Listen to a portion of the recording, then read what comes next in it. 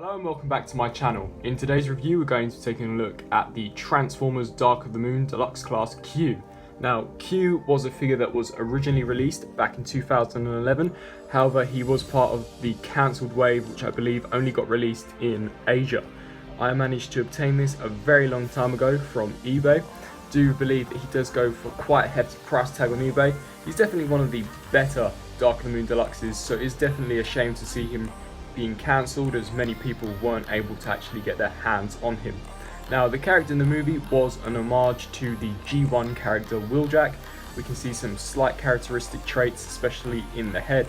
However, in the movie his personality wasn't really what Wheeljack is in G1. He was more of a weapons specialist. He equipped loads of weapons and developed brand new ones. He was more of a weapon buddy for Ironhide, I found. However, he was brutally blown to bits by Barricade and some other Decepticon protoforms during Dark of the Moon. So unfortunately, we never really got to see his character ever develop in the film. Bringing him in for a closer look, we can see that Q does have an exceptionally well sculpted and well painted head sculpt. We've got the strands of hair coming out of the sides of his head in this translucent type plastic, which is definitely a very cool added touch, as I believe if they would have just molded it in a solid plastic it wouldn't have given the same illusion. It does have some quite nice texturing on it as well to really make it resemble that of hair. The head sculpt does look like Albert Einstein, which I do believe was the look that Michael Bay intended it to have. We can see that he's got a pair of spectacles right underneath his eyes, which are obviously supposed to be his glasses, as well as a moustache and some hydraulics for where the mouth would move. The eyes are painted extremely precisely, and he does have some kind of marking on the top of his head, which is definitely very cool to see. In the chest set area we've got a Mercedes symbol. We've also got some more pistons sculpted in around the top of the neck. We've got some gold highlights there and a silver piston right in the center with a very nicely printed Autobot emblem. Turning to arms, there's not much in terms of paint application. We do have the front bumper of the vehicle mode on the shoulders of the arms, which I think is quite a cool look. It does definitely resemble what we saw in the film. We do have one of his wheels centered on the top, and here we've also got a molded in wheel, which I guess is cheating as this really should be there. However, the Michael Bay designs are quite difficult to pull off in toy form, just as the CGI does tend to cheat, and the hands are sculpted in a very unique and definitely intricate way, definitely very distinct from other Autobots. Moving down to the torso, it does get a bit junky here. We've got bits of car parts which does hinder articulation, however we will take a look at that in just a second. The thighs have got some very nice details. However, the shins are just hollowed out, but they do tend to be filled out by these little blue foot pieces. Would have been nice to have perhaps seen some of the back kibble that we see here, there, just to fill that section out. However, it doesn't look too bad. The legs do look a little bit of cluster, but yet again, nothing that is a major eyesore. Turning to articulation, Q does have a ball jointed head. This does allow for an extremely wide range of motion. The head can tilt from side to side, it can look up extremely far as well as look down quite far. It can also rotate left to right.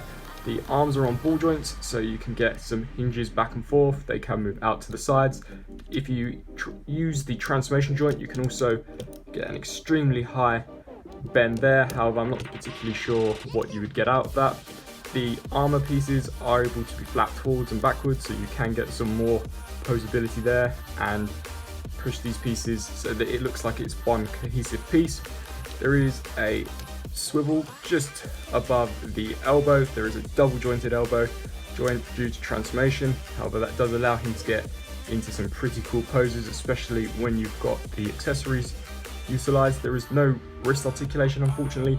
Due to transformation, there is a waist joint. However, it's extremely hindered by this piece here. If you do hinge it out, you do get a little bit more range of motion, and it's definitely not an eyesore whatsoever. The legs are on ball joints, so they can kick forwards and they can kick backwards a fair amount. They can also hinge out to the sides. Due to this piece of kibble here, there is basically no knee articulation forward. However, you can get it going forwards, just not backwards, which is a shame. Unless you move this piece, you do get the slightest piece of motion. Nothing in the feet besides the transformation joint. So overall for articulation, the upper body is definitely an extremely pleasant piece to pose around. However, the lower section of the body can definitely become quite frustrating. Turning to accessories, Q does come with this type of staff slash machete. We do see him in the movie utilize this on his back, however we never see him in action with it, unfortunately. Would have definitely been wicked to have seen Q throw down using this staff. It's not painted, however it does have some quite cool molded in details, but not much in terms of paint. There is a clip point here which will peg onto Q's back, just this little section here, and it will stay on there extremely securely. And this piece here is on a ball joint, so you can pose the staff in a variety of different ways. It does also come with two pistols, the first being this type of nail gun. Got some bullets in there. I think that these are more tools than weapons. As I said, Q was more of the go-to guy for inventing things, so I don't necessarily think he would carry weapons on him. However, the staff is definitely a weapon that Q would have used in the film if he had been in a fight sequence. This also does attach onto Q. There's these little tabs here which these tiny little clips will just clip onto. I do believe Q was the only Dark of the Moon mainline transformer that had the clip weapons. Most of the Dark of the Moon figures just had the Mech-Tech ported weapons. I believe you could get the clip weapons if you purchased the basic Human Alliance range. Here is another weapon. As you can see, it is slightly different to the previous version that we looked at, but it does still resemble an extremely similar look. If I can just get my camera to focus. As you can see, same green plastic, however it is molded differently. This definitely does look like a drill to me, so it just backs up my theory that these are more gadgets than weapons. And as we saw, it can just peg right on the back. There are ports on Q's back if you so choose. I think only this weapon can be plugged onto the back. However, I do kind of like them hanging off his torso. The final weapon he comes with is his Mech-Tech Weapon. Now this is designed to look like Q's toolbox. We never actually see him use a toolbox in the movie. However, as I said, he was more of a technician and weapons designer, so that it does make sense for Q to have a toolbox type weapon. As you can see, it's molded in the same green plastic that we saw previously, with some very precisely sculpted in details all the way around. It's fairly dusty as I have had this figure for quite some time. The Mech-Tech function is that it does turn into a chainsaw, which is definitely a weapon. You just simply pull back on this grey lever and the blade will spin, but will automatically shoot back. Weapon storage in this mode for Q.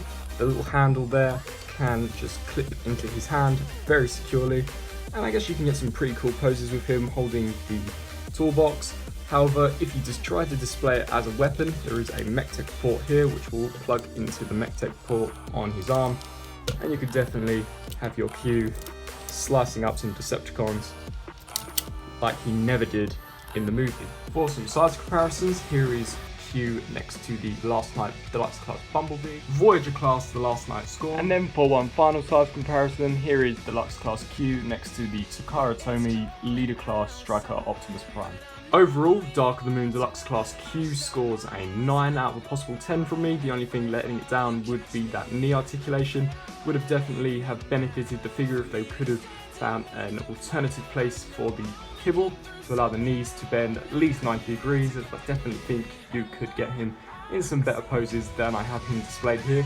However, the sculpt and paint applications, as well as the variety of weapons, are all amazing, definitely helping this figure to bump it up to one of the best Transformers movie deluxe classes that I've ever purchased. Now that's enough about the robot mode, let's get him in his awesome vehicle mode. And here we have Q in his Mercedes E550 alt mode. Definitely an extremely screen accurate looking alt mode. Definitely does look like the vehicle that we saw Q portray in the Dark of the Moon movie. However, not for long. Still definitely very cool nonetheless. Now you are probably noticing some stress marks throughout. They are down to my own personal neglect of this figure. It's probably from when I push panels in with too much force, when they've not really needed that much force, and I have stressed the plastic. So chances are, if you do purchase this figure and you're a little bit more gentle than what I have been, you won't get these quite ugly looking blue stress marks. Now turning to paint applications, there's not much in terms of that, just due to the overall colouring of the actual vehicle in the film movie. There is some silver paint applications applied to the front grille as well as on the Mercedes emblem. There is some black paint to pick out the vents of the front of the vehicle. The wheels have got a silver ring around them with a very precisely painted in Mercedes-Benz logo. The door handles are all painted on silver on both sides. And on the rear of the vehicle we've got E550, which is the model of Mercedes that this is, as well as a better painted and better sculpted Mercedes symbol than what we saw on the front. Also got some taillights painted in there with red and silver, and the exhausts are painted in silver and sculpted pretty well as well. So overall, definitely does have the paint applications in all the right areas, and the sculpt is on point, besides the front Mercedes logo.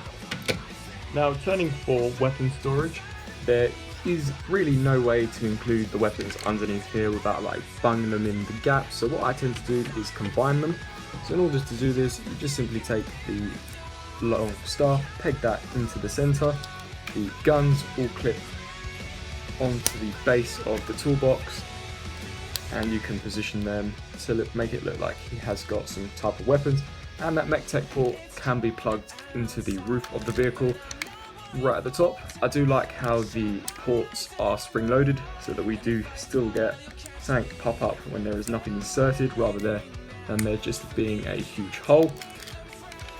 Not the best, however I guess you could make it look like Stealth Force, as during Dark of the Moon a lot of the vehicles did utilise that Stealth Force. Turning to some size comparisons, here is Q next to the Last Night Wave 1 Deluxe Class Bumblebee.